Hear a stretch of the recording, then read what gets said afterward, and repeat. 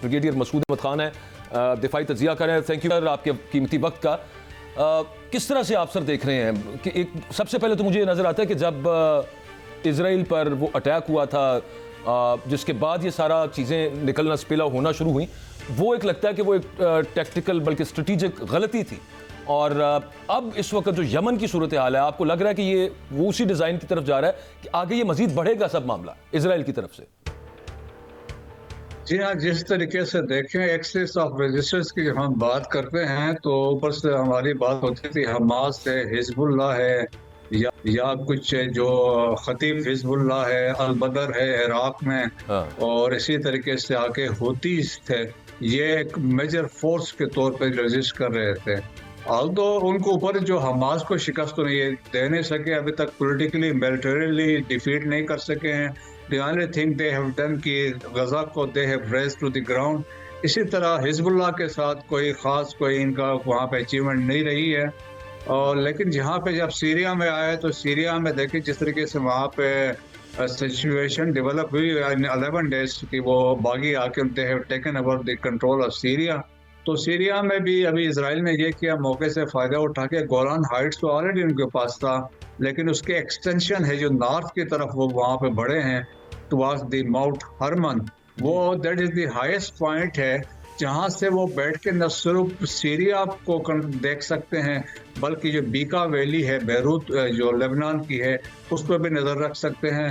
ताहम जिस तरह कल उसने नेतन्याहू ने कहा है कि जी हम अगले साल एंड तक इसको वेकेट करेंगे, बट डिपेंड्स कि क्या सिचुएशन होती है। दूसरा इम्पॉर्टेंट चीज़ है जो मेजर थ्रेट है जो इंटैक्ट है वो हौतीस हैं, और हौतीस ने भी पास्ट में ये साबित किया जब इनकी जब आप समझ लें कि क्लैशेस स्टार्ट हुए थे with the Saudi led forces के साथ, जिसमें यूएई भी शामिल था और जो बाकी ममालिक भी शामिल थे उसमें, लेकिन उसमें भी वो दे रिमेन वो प्रिवेल कर गए थे। अब भी सिचुएशन ऐसी है कि यमन की ऐसी लोकेशन है, देखें कि इसके नॉर्थ में सऊदी अरब है, इसके ईस्ट में ओमान है, और इसके वेस्ट में रेड सी है, और साउथ में इट इज़ गल्फ ऑफ अदन।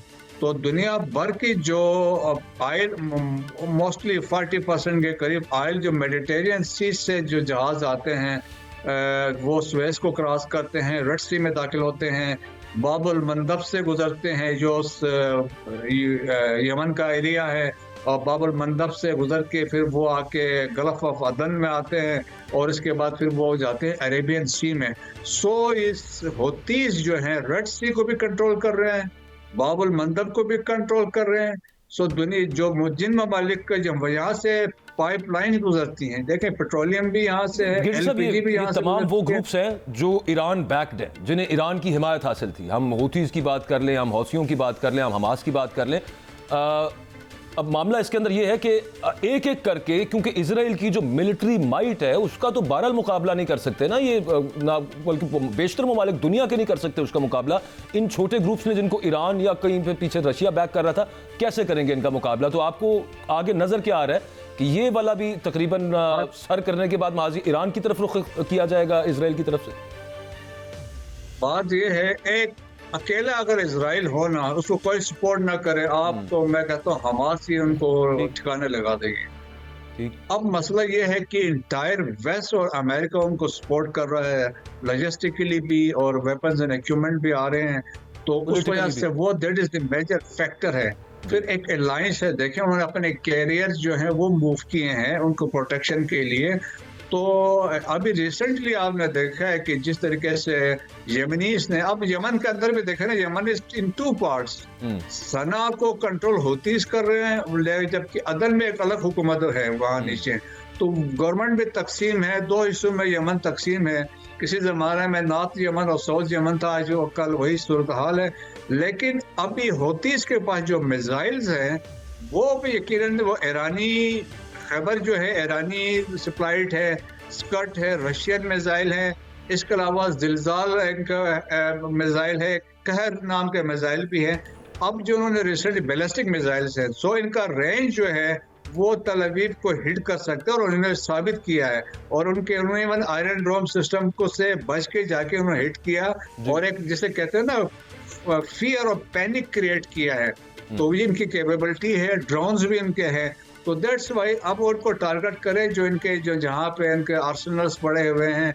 लेकिन अभी जिस तरह कल की मैंने देखी है और पढ़ी है कि उनके जो इंटेलिजेंस वाले थे वो तो बता रहे हैं कि उनको मिल नहीं रहे हैं कि इनके जो सोर्सेस जो वेपन्स हैं, जो मिसाइल्स हैं वो कहाँ पे हैं। तो फिर ऊपर से ये है कि ये बड़े डिटरमिन किस्म के लोग हैं जो हुतीस हैं, although they are far away, लेकिन ये है कि ये दुनिया की इकोनॉमी को तबाह कर सकते हैं जिस तरीके से उन्होंने जहाजों पे अमेरिका हमला किया है। मसूद भाई, कतगलामी की माजरत चाहता हूँ, मैं आपसे ये पूछना चाहता हूँ कि मैं जो फील कर रहा हूँ लिबनान, यमन, ईरान, पाकिस्तान, ये एक सीक्वेंस मुझे नजर आ रहा है। इन हालात में पाकिस्तान की तैयारी क्या है? जो मिसाइल पर पाबंदियां लगने की अमेरिका बात कर रहा है, एक उस पर रहनुमाई मेरी फरमा दे।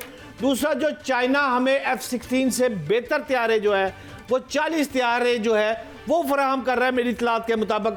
ये दूसरी बात ये बता दे, अगर ये दोनों काम हो जाते हैं तो आप समझते हैं कि इसराइल हमारी तरफ मैली आंख से फिर देख भी नहीं सकता? क्या मैं दुरुस्त हूँ? जी हाँ, देखें कि इजराइल का भी ये सोच भी नहीं सकता है, वो पहले ईरान से निमट लेना। वो ईरान पे अभी तक मुश्किलात में, क्योंकि उनको पता है ईरान अभी तक अपने पावर्स को डिस्प्ले नहीं किया है, तो वो ईरान पे नहीं जा सके। तो what to talk of Pakistan. तो मेरे ख्याल में उनकी ये सोच, ऑल्दो उनके स्टेटमेंट यही है नेतन्याहू की कि दुनिया में दो ममालिक है जो बड़े दुश्मन मैं समझता हूँ, one is Iran, the other is Pakistan. लेकिन पाकिस्तान उस कैटेगरी से बहुत ऊपर है।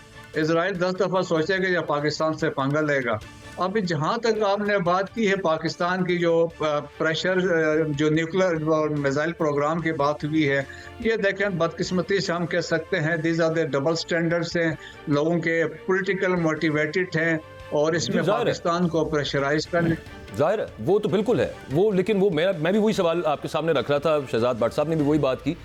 एक जो प्लान नजर आ रहा है, एक डिजाइन जो नजर आ रहा है, एक सीक्वेंस जो नजर आ रहा है, वो that is leading towards Pakistan. लेकिन उससे पहले जैसे आपने भी कहा कि ईरान है, तो ये चीज तो काफी इमिनेंट नजर आ रही है कि अब अगला जो इजराइल कसने की कोशिश करेगा शिकंजा, वो ईरान के खिलाफ हो सकता है। उसमें कितना कामयाब होता नहीं होता, लेकिन ये भी हम देखें कि ईरान के अंदर किस तरह से the way Israel has taken out it's rivals with in Iran, वो वाली जो उनकी खुसूसियात और या कैपेबिलिटीज हैं उनकी अगर हम बात करें, तो एक इंटिमिडेटिंग, एक खौफनाक सूरत हाल तो है ना ब्रिगेडियर साहब?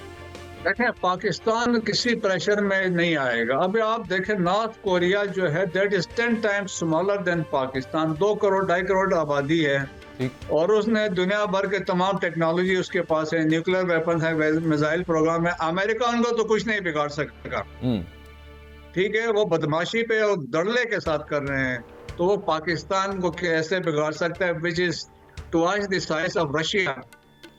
So Pakistan is such a important and country, nuclear power भी है और पाकिस्तान मिसाइल फोर्स भी है, पाकिस्तान के पास शाहीन भी है, पाकिस्तान के पास अबाबील भी है, पाकिस्तान की कैपेबिलिटी है, we can enhance the range.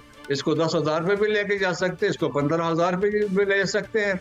तो हमारी कैपेबिलिटी से दुनिया मानती है, बिल्कुल है। लेकिन हमारे साहब वो घर में जो दाने हो तो फिर उसके बाद बड़ा कुछ होता है ना, वो भी तो एक मसला है। वहाँ पे जो हमारी जो फाइनेंशियल इकोनॉमिक जो वेन्स गए हैं, जिसको पहले कहते थे वेंटिलेटर, वहाँ से लगता है, ड्रिप वहाँ से लगी हुई है, वो बड़ा कुछ कंट्रोल हो सकता है। तो क्या कहेंगे इस बारे आप? देखें जी, जिस तरीके से पाकिस्तान चले, जिस तरीके से हमें अभी इंडिकेटर्स आ रहे हैं इकोनॉमी के, आपके मुस्बित इशारे मिल रहे हैं और यकीनन पाकिस्तान में इकोनॉमी एक बड़ा इशू है, लेकिन उसके लिए political stability is very important. Political stability होगी, इकोनॉमिक स्टेबिलिटी आएगी, which will ensure the national security. अभी भट्ट साहब ने बात की थी J-35 की, मैं बता दूं कि J-35 जहाज़ हमें जो मिलेंगे 40 के करीब मिलने हैं और ये दुनिया का दिस इज द एडवांस जो है 5th जनरेशन का जहाज़ है और इसमें जो थर्मोडायनेमिक्स, जो एरोडायनेमिक्स की बात होती है वो लेटेस्ट है, इनके इंजन्स लेटेस्ट हैं, रेडार के उसमें आता नहीं है, इसका अपना जो रेडार है बहुत जबरदस्त है और दुनिया में। ब्रिगेडियर साहब, प्रोग्राम का लास्ट मिनट रह गया, सिर्फ आधा मिनट है मेरे पास। मैं शार्प सवाल कर रहा हूं, अगर किसी मुल्क को लीबिया से शुरू करके सारे मुल्क देख ले जिनको भी तोड़ा गया है, सबसे पहले फौज को तोड़ा गया है, तो मुल्क फतह किए गए हैं। भट्ट साहब आप सही कहते हैं। देखें कि एक मशहूर कौल है किसी का, अगर आपके मुल्क में अगर आपकी अपनी फौज नहीं होगी तो एक दुश्मन की फौज होगी। बिल्कुल थैंक यू वेरी मच।